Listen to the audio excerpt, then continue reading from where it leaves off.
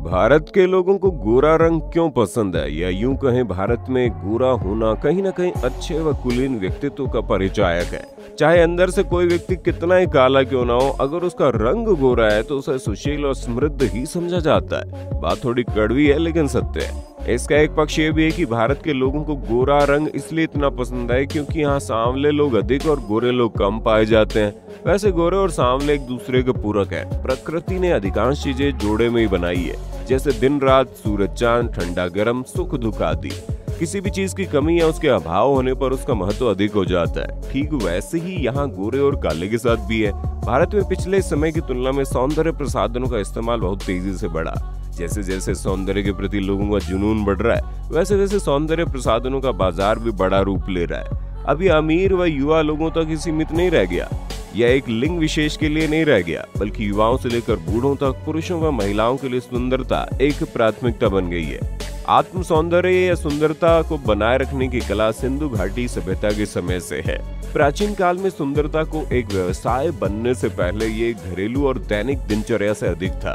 देसी प्रथाओं और आयुर्वेद के विज्ञान के साथ लोग अपनी स्किन केयर रूटीन और ग्लैम अप दोनों के लिए पूरी तरह से प्रकृति पर निर्भर थे।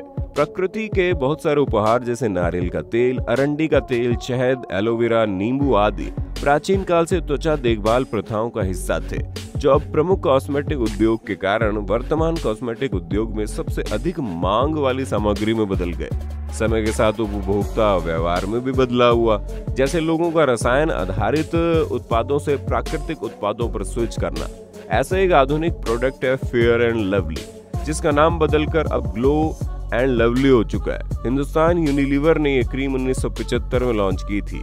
लगभग 48 साल पुराने इतिहास वाली ये क्रीम देश में सबसे अधिक बिकने वाली फेयरनेस क्रीम में से एक है। महिलाओं को गोरा करने का दावा करने वाली इस क्रीम का फेयरनेस क्रीम के बाजार में 70% तक हिस्सा है, यानी महिलाओं के बीच एक क्रीम बहुत ज्यादा पॉपुलर है। ग्लो एंड लवली की वेबसाइट पर दी गई जानकारी के अनुसार ये लोशन, जेल और साबुन सहित कई उत्पाद फॉर्मुलेशन पेश करता है। ग्लो एंड लवली उत्पाद अपने सूत्र में विटामिन B3, ग्लिसरीन, UVA और UVB सनस्क्रीन का उपयोग भी करता है। इस उत्पाद में विटामिन C, B6, E और एलेंटोइन को शामिल करने की बात की गई है। Glow and lovely manufacturing units में इसे बनाने की शुरुआत एक कंटेनर से होती है, जिसमें इसके बेस इंग्रेडिएंट्स जैसे butylated hydroxyl cetyl alcohol, stearic acid, hydroquinone को डालकर अच्छी तरह से ब्लेंड कर लिया जाता है। इस पेस्ट के तैयार होने के बाद इसे लिक्विड सॉल्यूशन पर काम शुरू हो जाता है। एक दूसरे कंटेनर में डिजिटल वाटर लिया जाता है, फिर दोनों ही कंटेनर्स को 75 डिग्री सेल्सियस पर गर्म किया जाता है। थोड़ी देर बाद पहले कंटेनर में तैयार पेस्ट भी लिक्विड की फॉर्म में आ जाता है। इसके बाद दोनों ही लिक्विड को एक दूसरे में एक ब्लेंडर की सहायता से मिक्स किया जाता है। दोनों लिक्विड को मिलाने के बाद इस लिक्विड को 20 मिनट के लिए होमोजेनिक किया जाता है। ये प्रक्रिया इस लिक्विड को एक क्रीमी टेक्सचर में कन्वर्ट कर देती है।